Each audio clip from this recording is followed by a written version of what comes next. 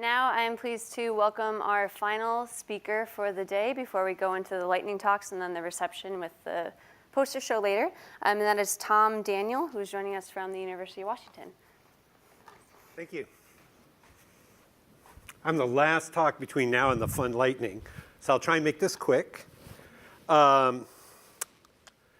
I'd like to begin my talk, first of all, by just thanking the critical participants in this talk and the funding so far, the National Science Foundation, NIH, Army Research Office, I'll explain that in a bit, and the Komen Endowed Chair, and my really wonderful collaborators, one of whom you've just heard, Dave Williams, Mr. Imaging, Tom Irving at Illinois Institute of Technology in the Argonne Labs, Simon Spomberg at Georgia Tech, Pekka Hosoi at MIT, and Mike Rainier here, okay? And I don't quite have the really fun group picture that everybody shows of their labs. Instead, I have my smiling, chipper group, all wishing they could be here, I'm sure. The ones with the halos are particularly relevant as they've participated in the research I'm going to talk about. In particular, with special attention to Julie Cass, Sage Malligan, and Joe Powers here. I wanted to begin with a Rick Horowitz quote, which is, cells are like cities. And we saw an earlier talk by John Scott talking about the incredibly crowded and packed environments of cells. And you know, not only are they crowded cities, every alleyway is packed with business going on and messages being sent and the like. And what I find super interesting is that that crowded city is deforming all the time. So the roads are deforming, the city's deforming, and there's an incredible amount of motion that is a bit of diffusion and a bit of other bulk motion. And it's sort of a feature of cells, that they move a lot. And there's some beautiful papers out from Julie Theriault's group, particularly Elena Koslover, thank you, on the flow fields in cells. And I'm going to be dealing with that. So there is a challenge of diffusion in crowded, deforming environments. Bulk motion may modulate processes, transport processes that we're going to talk about. And diffusion and flow in myocytes is going to be my focus. The other part of perspective I want to give stems back to Andrew Huxley, who's one of my heroes in science. And he won the Nobel Prize, as many of you know, for explaining the mechanism of the action potential nerve conduction. And it was brilliant insight into positing the existence of a voltage-gated porosity or channel in order for action potentials to be explained. And he also highlighted the sliding filament hypothesis. I think he certainly got the Nobel Prize for this. He thought he should have gotten it for this as well.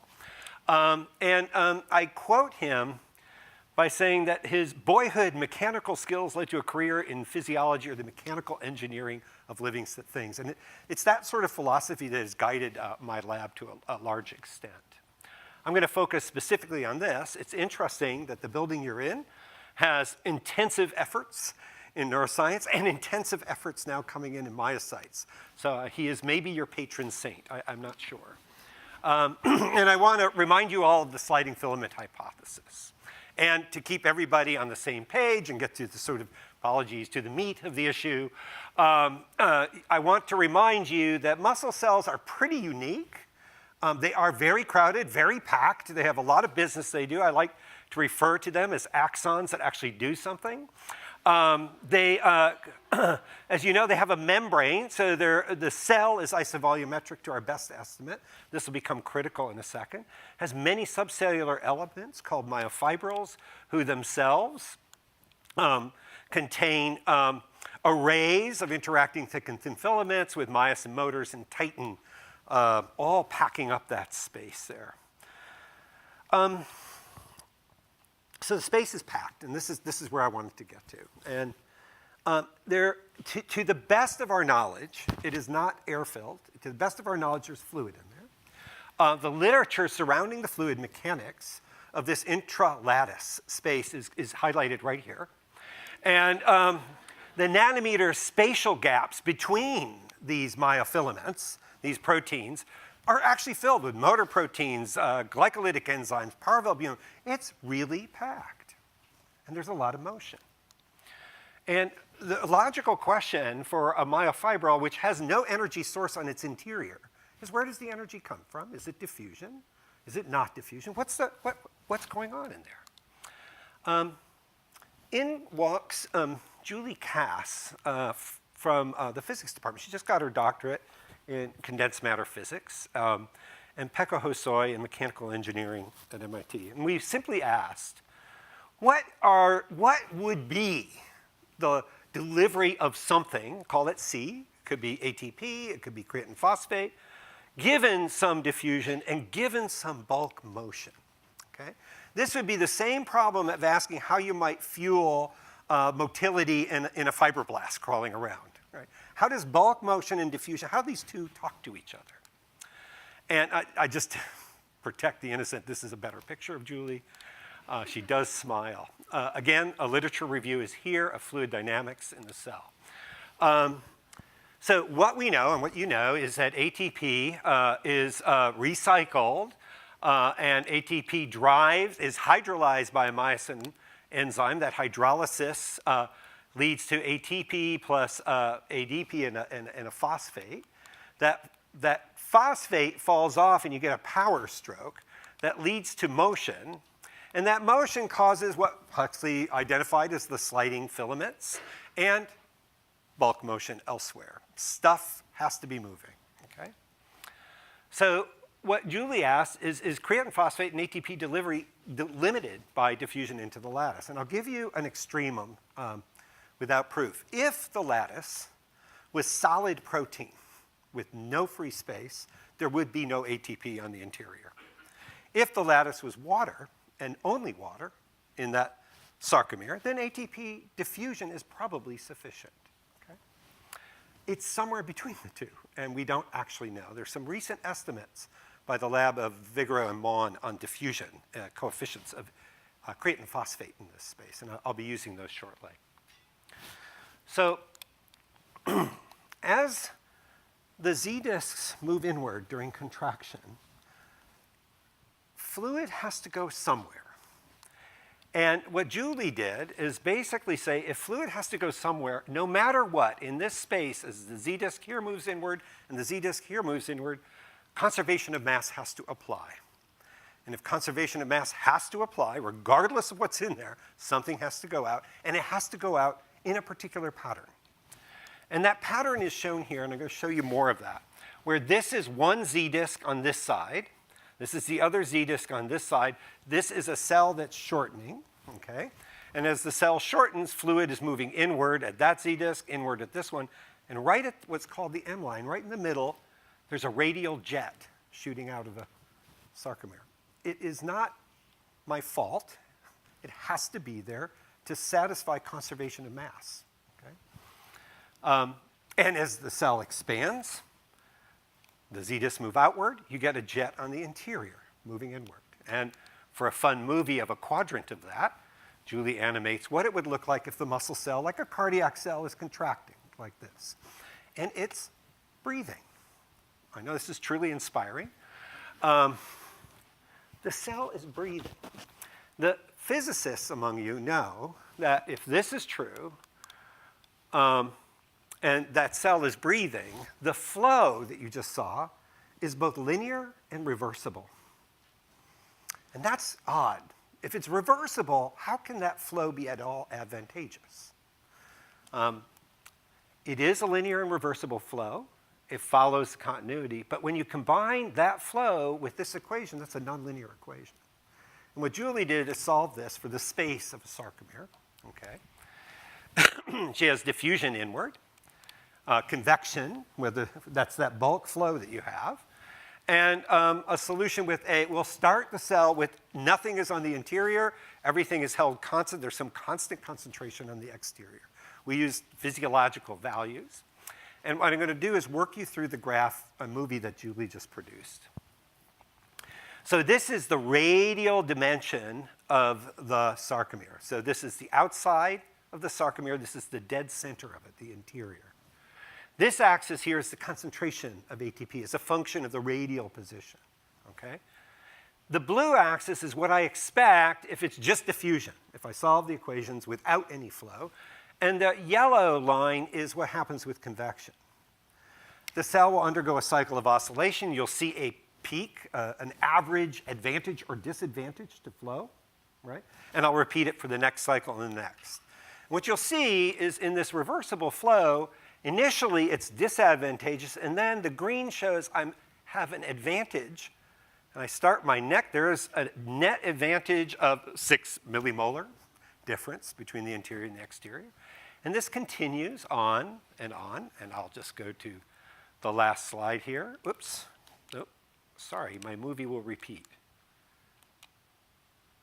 And it continues on. I guess the movie's still playing. Well, this will eventually fall off to zero in long time, in many, many cycles.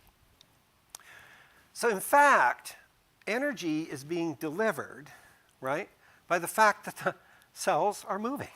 So motility is the necessary consequence, but where the energy was coming from is very likely this odd convective dynamic.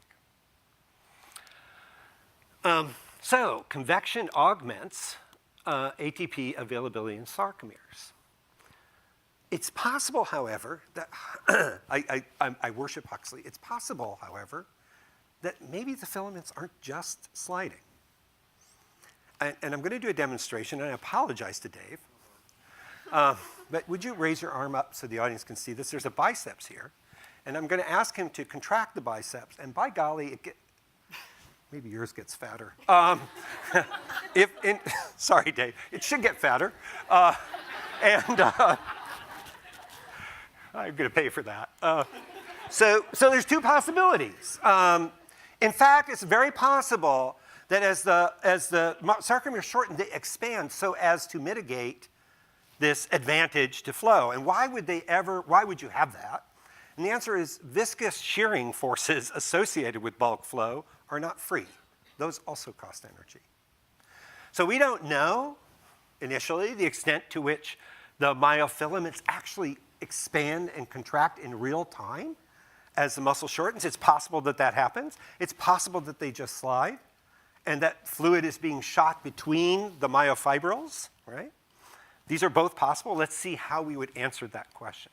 So the hypothesis is that if they expanded, right, volume could be conserved and there's no net flow. So we have that as a possible hypothesis. That is that the lattice would expand periodically in inverse proportion to the square root of the length to conserve mass. And if that were the case, as that lattice expands, cross bridges, in order to generate force, have to reach a greater distance, and your probability of binding would decrease as the muscle shortens. There's a series of papers by Dave Williams on that I will not review. If no, then fluid is moving in and out of the lattice, and you get that convective advantage, but you may also have a viscous cost. So to test this hypothesis, we need a nice little instrument. It's called the synchrotron. It's kilometer circumference X-ray source, which is more commonly used for X-ray crystallography. But there's a method called small angle X-ray scattering, which can examine a different sort of geometry scale of protein shape. And what you'd love to be able to do is get real-time, time-resolved imaging of what the proteins are doing as live muscle is contracting.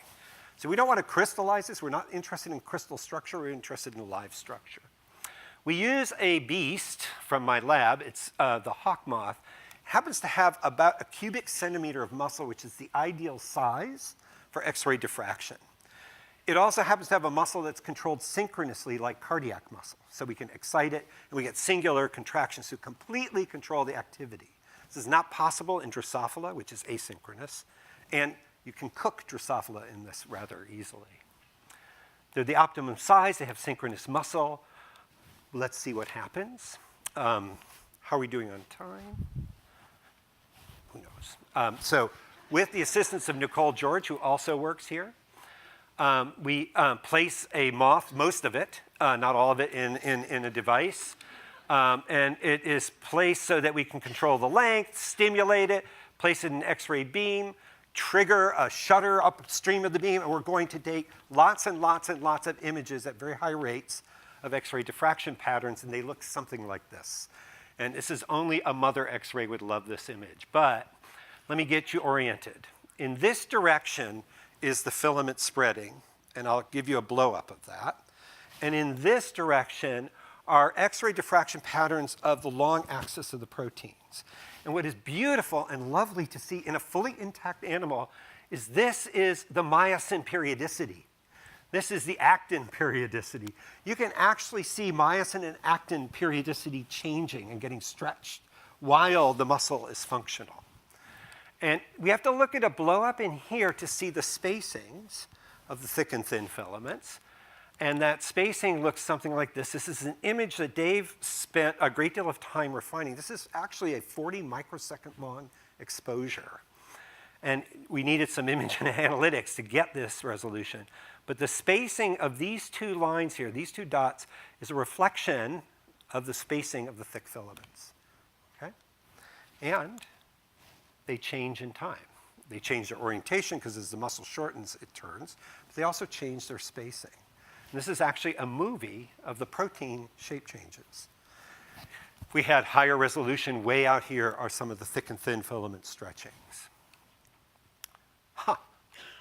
So the lattice spacing is not constant. It isn't purely sliding. But if you look at it, this would be what you would predict for the spacing of the thick filaments, if this were the sliding filament hypothesis, okay? Well, it doesn't change because the filaments slide. If it's constant volume, you're expecting the spacing to go in inverse square root of the length, and that would be the red line. And what muscle actually does is neither. It does something in between, and it turns out to depend on the timing of activation and the recruitment of cross bridges, which are influencing the radial expansion of the lattice. If you look at a plot of the lattice spacing versus the length of the muscle, this is again sliding filament, doesn't matter. This is constant volume, goes up and down, and this is this odd actual lattice loop. And it turns out the volume changes when cross bridges are involved are greater than if it's just sliding filament. Here's a higher time resolution with two different activation phases, and there's that lattice loop again, lattice spacing versus muscle length. So the filaments don't just slide, but volume is not constant. In fact, the volume changes are slightly larger than just sliding filaments. So then you have to ask, is the energy delivery, this improvement of volume exchanges, worth it? Is it worth the crazy viscous drag that surely has to happen? And here we're on extremely thin ice because we have no idea what the viscosity of the fluid is in between the lattice. We really don't know. It's a fair estimate. It is at least as viscous as water. But there is evidence in the cell biology literature on cytoplasm that has 1,000 times the apparent viscosity of water. So I really don't know. But let me not worry about that. Let me go ahead and simulate it.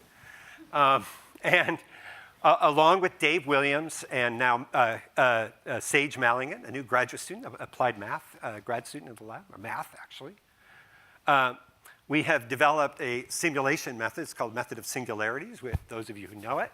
It's singularly interesting. But we distribute point sources of momentum to reflect the geometry at this zero Reynolds number. And we do this for lattice. We can compute the flow fields in the lattice of any spacing and any motion. And from the flow fields, we can compute the energy. And this is ultimately what I wanted to get to, is the force at each myosin head times the velocity of the flow is the rate of energy expenditure.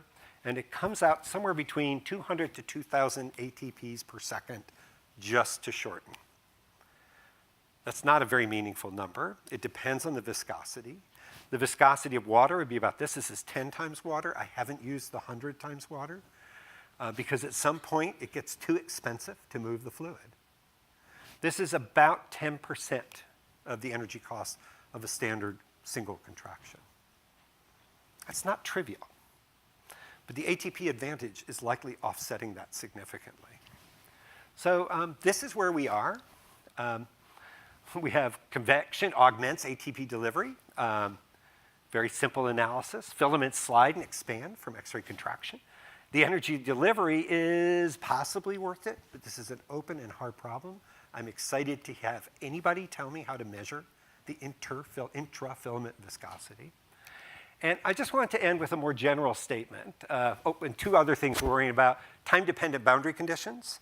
That is, we can also simulate calcium going in and out, and whether this convection is getting in calcium's way or making it better. And finally, as many of you know, ATP is consumed internally in that lattice, so we have to add reaction terms. We've started this with PECO.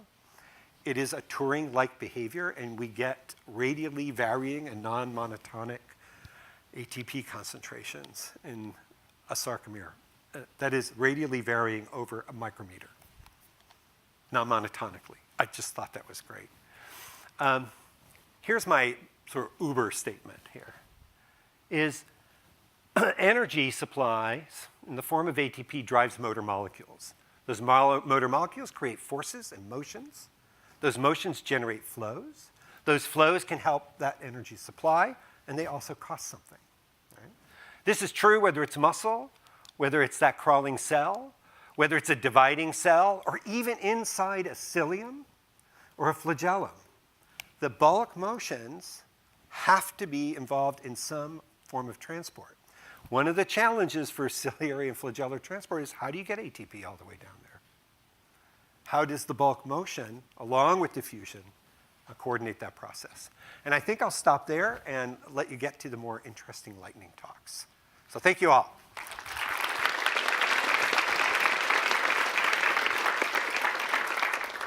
Okay, we have time for a few questions, quick.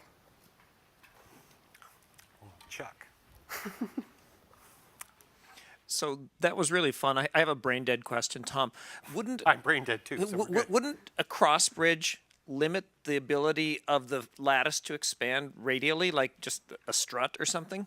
Yes. So, and we tested that hypothesis by looking at the lattice spacing and changing. So we fixed the periodic length changes, and then we can stimulate at any phase within that to see if we catch essentially the filament lattice at any moment and suppress its motion.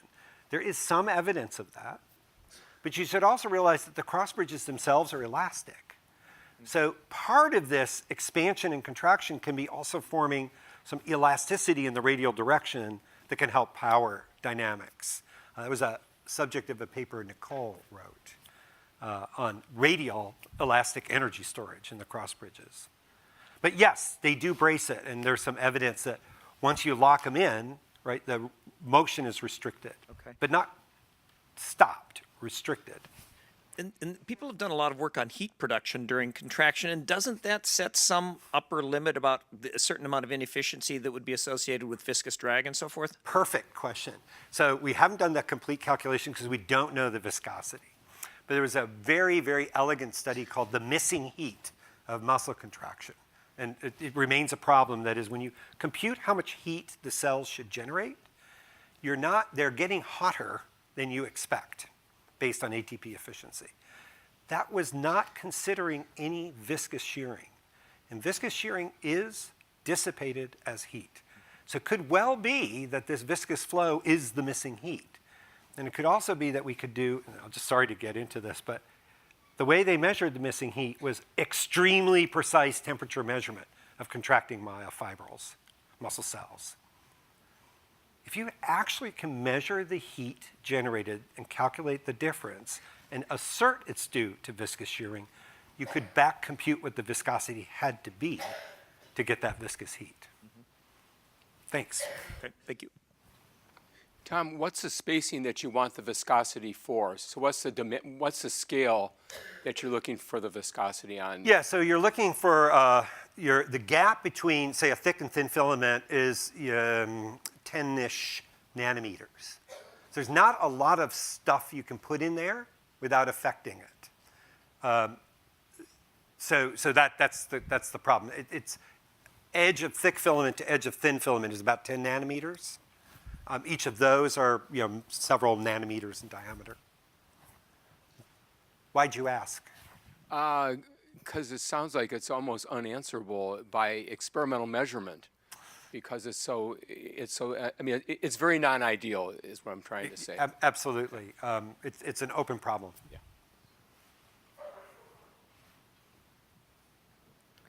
Okay, thanks. Let's thank Tom for a great talk.